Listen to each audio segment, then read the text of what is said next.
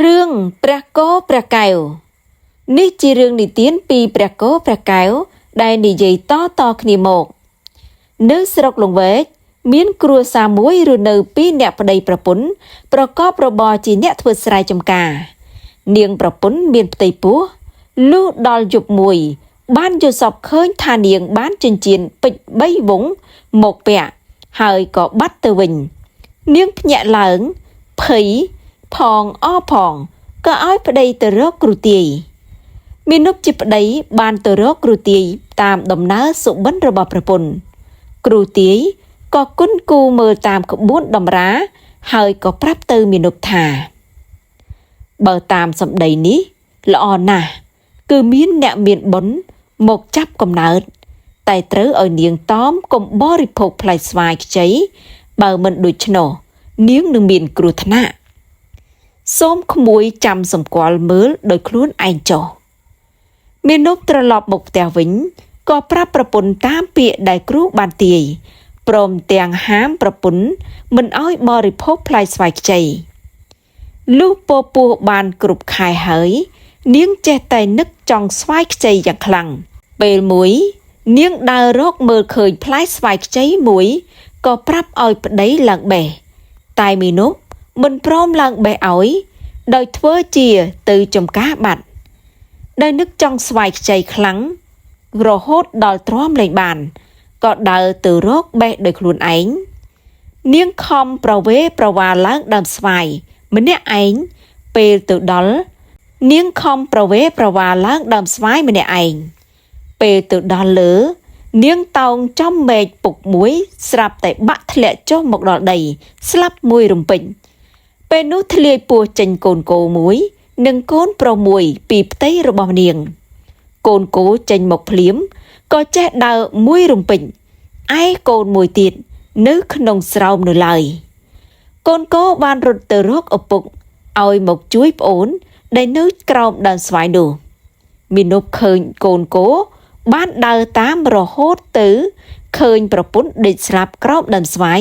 ក៏យំសោកស្ដាយអាណិតប្រពន្ធជាពន់ពេកព្រះគោបានប្រាប់ឪពុកឲ្យលើកប្អូនចេញមកមាណពបានយកគោនោះទៅផ្ទះលុះព្រឹកឡើងមាណព3កូនដើរសុំទឹកដោះពីអ្នកស្រុកឲ្យកូនបៅអ្នកស្រុកបានសាកសួរមាណពថានេះជាកូនអ្នកណាបានជាក្មួយដើររកទឹកដោះឲ្យបៅដូច្នេះនេះជាកូនរបស់ខ្ញុំចុះម្ដាយវាទៅណាបានជាមិនឲ្យវាបៅប្រពន្ធខ្ញុំបានធ្លាក់ពីលើដើមស្វាយស្រាប់បាត់ហើយក្នុងពោះរបស់នាងមានកូនគោនិងកូនមួយនេះឯងលឺដូច្នេះអ្នកស្រុកផ្អើលចោមរមើលពេលអ្នកស្រុកមកមើលឃើញមាណព3កូនមួយមានទាំងកូនគោនៅក្បែរផង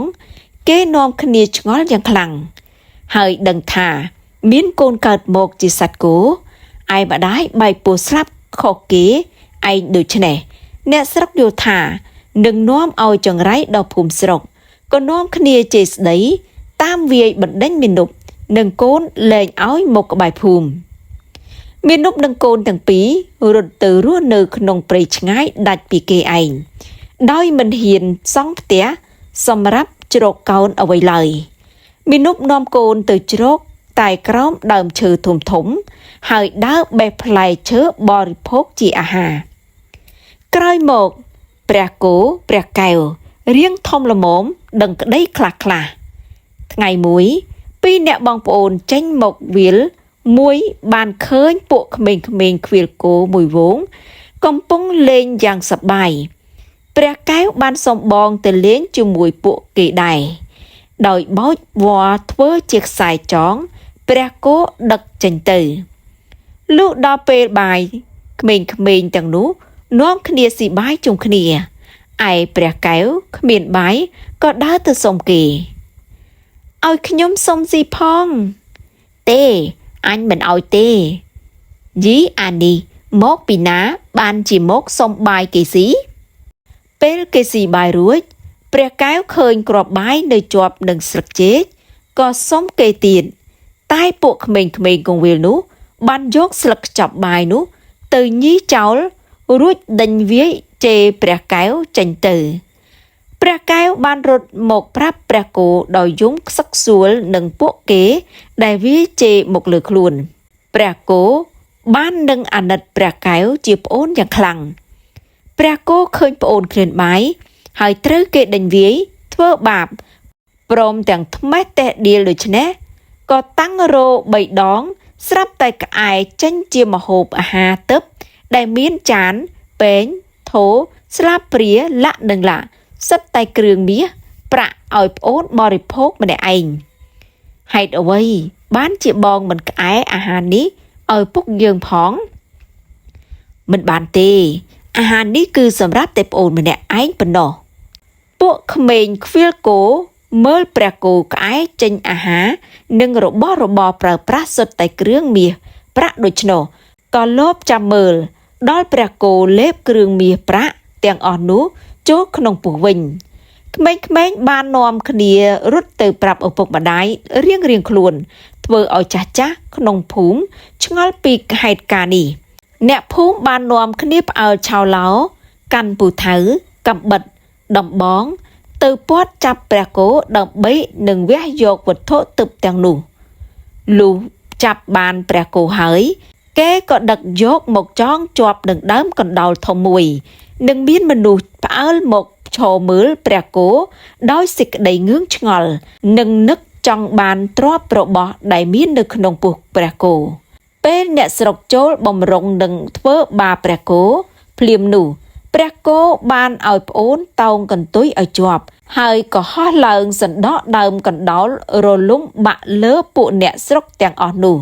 ធ្វើឲ្យអ្នកខ្លះបាក់ដៃបាក់ជើងបែកក្បាលស្ទើរគ្រប់គ្នា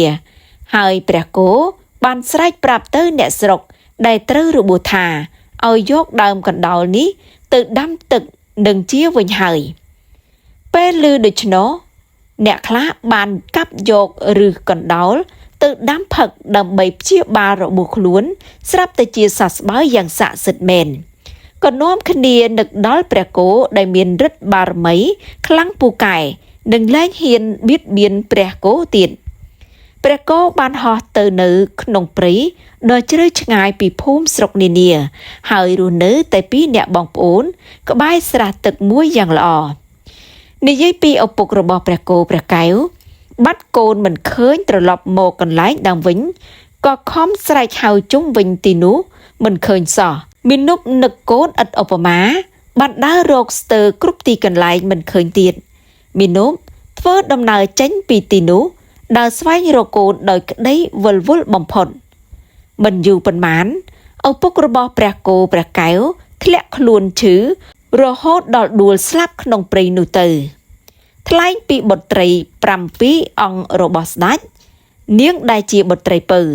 មានរូបឆោមស្អាតនិងមានចរិយាស្លូតបូតជាងគេថ្ងៃមួយបុត្រីទាំងអស់គ្នាអបសុខនឹកចង់ទៅលេងព្រៃដែលនៅឆ្ងាយពីរាជវាំងក៏បានទូលសុំអនុញ្ញាតពីព្រះបិតារួចចេញដំណើរទៅលុះទៅដល់ស្រះទឹកមួយកណ្ដាលព្រៃក្បែរកន្លែងព្រះគោព្រះកែវស្នាក់នៅបុត្រីស្ដេចទាំងអស់និងពួកហែហមទាំងឡាយនាំគ្នាឈប់សម្រាកនិងងូតទឹកលេងសប្បាយក្នុងស្រះទឹកនោះព្រះកែវឮសូរមាត់មនុស្សអ៊ូអរក៏ចេញមកលោកមើលឃើញបុត្រីស្ដេចទាំង7អង្គព្រះកែវបានចាប់ចិត្តស្រឡាញ់នាងពៅតែដោយខ្លួនគ្មានសម្លៀកបំពាក់ត្រឹមត្រូវបានរត់មកនិយាយប្រាប់បងព្រះគោឮប្អូននិយាយប្រាប់ក៏ក្អែសម្លៀកបំពាក់និងគ្រឿងអលង្ការទិព្វឲ្យព្រះកែវស្លៀកពាក់យ៉ាងស្អាតហើយចេញទៅបុត្រីស្ដេចទាំងនោះឃើញព្រះកែវភ្លាមនាំគ្នាលួចស្រឡាញ់ហើយហៅចុះទៅងូតទឹកលេងល្បែងដេញចាប់កូនកាសអណ្ដែតទឹកពេលព្រះកែវចាប់បានដេញជួសតែនាងពៅហើយពេលនាងពៅចាប់បានវិញក៏ដេញជួសតែព្រះកែវដែរលុះលេងបានយូរបន្តិចទៅនាងពៅនិងព្រះកែវកាន់តែស្និទ្ធឡើងធ្វើឲ្យបងនាងពៅខឹងហើយនាំគ្នាត្រឡប់ទៅវាំងវិញព្រមទាំងនិយាយថានឹងយករឿងនេះទៅទូលព្រះបិតាពេលត្រឡប់ទៅដល់វាំងវិញបងរបស់នាងពៅចូលទៅគាល់ព្រះបិតាជាធម្មតា ដោយពុំឃើញនាងពៅចូលគាល់ស្ដេចក៏សួររងនាងពៅទៅណាបានជាមិនឃើញមកដូច្នេះ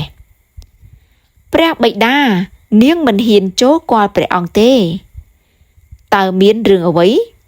បានជាមិនហ៊ានចូលមកព្រះបិតាពេលទៅស្រង់ទឹកលេងនោះនាងពៅបានប្រឡែងលេងជាមួយបុរសម្នាក់ដោយគ្មានខ្លាចក្រែងអ្វីឡើយស្ដេចស្ដាប់កូនបងទូលដូច្នោះក៏ខ្ញាល់នឹងនាងពៅដែលហ៊ានធ្វើផ្ដេសផ្ដាស់ឥតខ្លាចក្រែងព្រះអង្គបានបញ្ជាឲ្យនិរទេសនាងពៅចេញពីវាំងទៅរស់នៅក្នុងព្រៃនាងពៅបានធ្វើដំណើរក្នុងព្រៃដោយសោយតែផ្លែឈើរហូតដល់ជួបនឹងព្រះកែវព្រះគោបានរៀបអភិសេកព្រះកែវនឹងនាងពៅរួចបានក្អែចេញប្រាសាទយ៉ាងល្អសម្រាប់ប្អូនរស់នៅទាំងអស់គ្នានិយាយពីស្ដេចសៀមបានប្រើរាជទូតនាំសារមកទូលថ្វាយស្ដេចខ្មែរបបួលប្រជុលមន់ដាក់ប្រជារាស្ត្រពលទាហាននិងទ្រព្យសម្បត្តិការជលនេះស្ដេចសៀមជាអ្នកឈ្នះតែស្ដេចខ្មែរបានសុំជលម្ដងទៀតលើក្រោយនេះស្ដេចខ្មែរមានការព្រួយព្រះទ័យយ៉ាងខ្លាំងព្រោះមិនដឹងជារោគ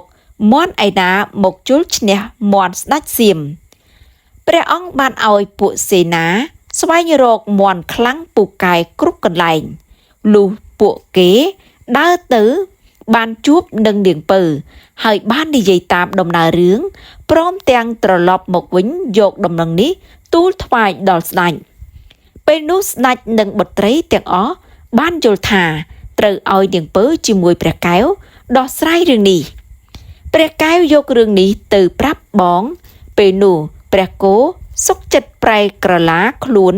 ជាសត្វមន់ដើម្បីជួយដល់នគរទាំងមូលពេលជលលើកនេះមន់ស្ដេចខ្មែរឈ្នះខាងស្ដេចសៀម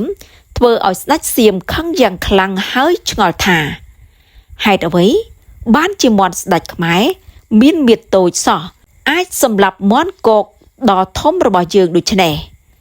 នេះប្រហែលមានឫទ្ធិបារមីអ្វីហើយមើលទៅស្ដេចសៀមមិនអស់ចិត្តក៏បបួលប្រជុលដំរីម្ដង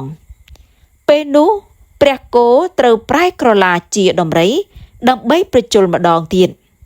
លើកនេះដំរីខ្មែរឈ្នះដំរីសៀមដដែលធ្វើឲ្យស្ដេចសៀមកាន់តែខឹងនិងចង់ដឹងថែមទៀតលើកក្រោយសៀមបានរៀបចំគោយន្តធ្វើពីដែកហើយមកបបួលស្ដេចខ្មែរប្រជុលទៀតលើកនេះព្រះគោដឹងច្បាស់ថាច្បាស់ជាចាញ់គេហើយក៏និយាយប្រាប់ប្អូនឲ្យប្រុងប្រយ័ត្ននាំនាងពៅមកក្បែរទីលានប្រយុទ្ធហើយត្រៀមតោងកន្ទុយដើម្បីហោះរត់ចេញលុះដល់ពេលជលព្រះគោបានព្យាយាមជលជាមួយគោយន្តយ៉ាងខ្លាំងព្រះគោបានបោលបុកគោយន្តរបស់សៀម3ដងដឹងថាមិនអាចយកឈ្នះបានក៏រត់មករកប្អូនភ្លាមព្រះកែវនាំនាងពៅតោងកន្ទុយបងហើយព្រះគោហោះវឹងចេញទៅធ្វើឲ្យផ្អើលអស់ទាំងខ្មែរទាំងសៀមនឹកតាមមើលហើយសៀមនឹកចង់បានព្រះគោយ៉ាងខ្លាំងក៏នាំពលទាហានដេញតាមចាប់ចំណែកឯនាងពៅតោងកន្ទុយព្រះគោយូរទៅក៏ធ្លាក់ចុះមកដីព្រះកែវឃើញដូច្នោះក៏លែងដៃចុះមកតាមនាងពៅពេលធ្លាក់ចុះមកដល់នាងពៅបានប្រាប់ព្រះកែវឲ្យរត់ចេញទៅព្រោះពួកសៀមតាមជាប់មកពីក្រោយហើយនាងក៏ដាច់ខ្យល់ស្លាប់មួយរំពេញព្រះកែវរត់ចេញទៅឯព្រះគោដឹងថាប្អូនធ្លាក់ចុះមកក៏ចូលមកតាមប្អូនជួបនឹងព្រះកែវក៏នាំគ្នារត់គេចចេញពីពួកសៀមជានិច្ចនិយាយពីព្រះឥន្ទក្តៅក្រហាយនៅមិនបានក៏ប្រមើលមើលមកក្រោមឃើញនាងពៅដេកស្លាប់កណ្ដាលព្រៃដូច្នោះក៏យកទឹកកន្ទីមកស្រោចពីលើសពនាងឲ្យคล้ายជាថ្មនិងនាំព្រលឹងនាងទៅគង់នៅឋានសួគ៌ចំណែកព្រះគោចេះតែនាំប្អូនរត់គេចរហូតដល់កន្លែងមួយមានព្រៃច្រើនគ្រាន់បើក៏ពួននៅទីនោះចាប់ពីព្រះគោទៅនៅត្រង់នោះមកធ្វើឲ្យដើមឈើទាំងឡាយមានផ្លែផ្កាស្រស់បំព្រងសត្វផងទាំងពួងក៏ដូចអ្នកភូមិក្បែរនោះបានសម្បូរសប្បាយប្លែកខុសពីធម្មតា Đông năng ní ban lịch lứ từ đò stách xiêm. Kể ban ỏi hao ra tí đằng thá miến pra cô từ nớ trong đủ. Còn nóm ti hiền đánh tám chập bần tỏ tiền. Đời trong ban pra cô từ nớ khăn nông srok rồi bỏ kê khlang bế. Có chết tay tam chắp cục bê về lìa. Pra cô nóm ôn họ kịch tứ đòl bần tía lùng về. Miền prey rì sấy đôi dàng krah bọt chung vĩnh. Còn nóm khnia lẹ khluôn buôn nơi tì nụ. Đách xiêm bàn áo hào ra tía đằng thả. Pra cô nơi tì nụ. Còn lớp khnia một tám chậm. Tại chôl mình ruột đòi miến prey rì sấy tràn bế. Có rốt là bạch bánh prạ đuống. Một trọc nông cầm plường. Bánh chôl prey rì sấy nụ. Hơi trở lóp tờ vinh.ពេលក្មេងខ្វៀលគោមកដល់កន្លែងនេះរើបានប្រាក់ដួងនៅតាមគុំឫស្សីក៏នាំគ្នាទៅប្រាប់ឪពុកម្ដាយធ្វើឲ្យអ្នកស្រុកនាំគ្នាមកកាប់ឆ្កាព្រៃឫស្សីដើម្បីយកប្រាក់នោះមិនយូរប៉ុន្មានឫស្សីទាំងអស់នោះត្រូវខ្ទេចទាំងអស់សៀមបានលើកទ័ពមកម្ដងទៀតពេលនោះព្រះគោព្រះកែវប្រែក្រឡាជាសត្វក្របីហើយដើរចូលក្នុងវងក្របីដើម្បីបន្លំពួកសៀមស្ដេចសៀមបានយកព្រាត់ស្បែកក្របីព័ទ្ធជាសីមាជុំវិញវងក្របីដើម្បីចាំមើលក្របីទាំងនោះលោតរំលងព្រាត់រត់បាត់អស់នៅពេលពួកសៀមដេញវាយតែព្រះគោនិងព្រះកែវមិនព្រមលោតរំលងព្រាត់ក៏ឈរនៅស្ងៀមព្រោះខ្លាចសាបសិលមុនវិជាផ្សេងពួកសៀមចាប់ព្រះគោព្រះកែវហើយបានវាយជេរហើយយកទៅដាក់ឃុំទុកនៅស្រុកសៀមបាត់ទៅវេលាយប់មួយព្រះគោព្រះកែវលួចរត់ចូលមកដល់ស្រុកខ្មែរវិញពួកសៀមបានលើកទ័ពមកតាមចាប់ព្រះគោព្រះកែវស្ទើរគ្រប់ទីកន្លែងរហូតដល់ចាប់បានម្ដងទៀតលែងហ៊ានជេរវាយតែបែរជាសង់ប្រាសាទយ៉ាងស្អាតឲ្យព្រះគោព្រះកែវគង់នៅហើយមានជញ្ជាំងខ័ណ្ឌ7ជាន់និងមានអ្នកយាមយ៉ាងត្រឹមត្រូវដោយខ្លាចព្រះគោលួចរត់ទៀតពួកសៀមយល់ថាកាលណាបានព្រះគោគង់នៅទីណាទីនោះនឹងបានសុខសេមសានដូច្នេះហើយបានជាពួកសៀមខំថែរក្សាព្រះគោព្រះកែវទុកយ៉ាងរឹងមាំហើយចាប់តាំងពីពេលនោះមកព្រះគោព្រះកែវលែងបានវិលត្រឡប់មកស្រុកខ្មែរវិញរហូតដល់សព្វថ្ងៃនេះ